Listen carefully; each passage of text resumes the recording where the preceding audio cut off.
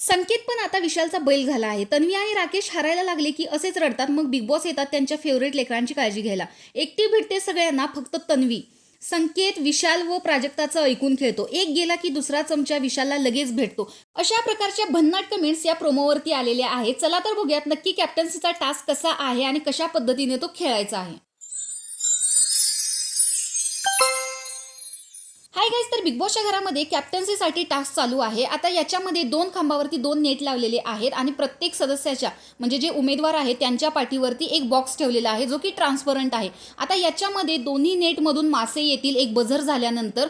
त्यानंतर जास्तीत जास्त मासे कलेक्ट करायचे आहेत आणि पाठीवरती जो बॉक्स आहे त्याच्यामध्ये ते मासे टाकायचे आहेत.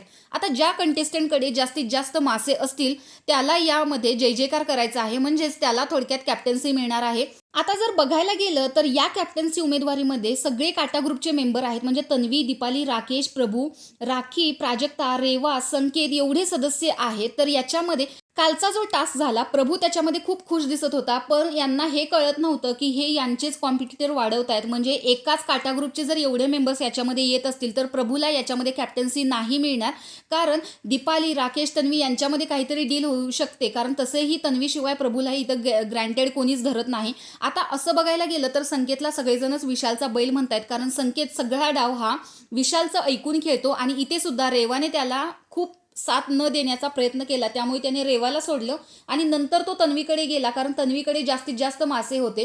आता तन्वीचे तो बॉक्स खेचण्याचा पण प्रयत्न करतोय, पण तन्वीने त्याला अडवण्याचा प्रयत्न केलाय. नंतर तो तिचे मासे ओढण्यासाठी तिला घसघटत नेताना दिसतो आणि त्यामुळेच प्रोमोमध्ये तन्वी ओरडताना सुद्धा दिसते आणि रडताना सुद्धा दिसते. आणि हे सगळं विशाल वरून सांगतोय की तिचे मासे ओढ, तिचे मासे ओढून काढ. त्यामुळे संकेत सुद्धा विशालचं ऐकून ही गोष्ट करताना दिसतोय. म्हणजे संकेत इथे स्वतःची ताकद असताना सुद्धा विशालचं ऐकून खेळतोय. त्यामुळे सगळेजण प्रेक्षक इथे म्हणतात की संकेतचा सगळा गेम हा विशाल चालवतोय. तर तुम्हाला सुद्धा असंच वाटतं का की संकेतचा सगळा गेम विशाल चालवतो? हे कमेंट बॉक्समध्ये नक्की सांगा. अशाच रिव्ह्यूच्या अपडेटसाठी आपल्या चॅनलला सबस्क्राईब करा. बाय.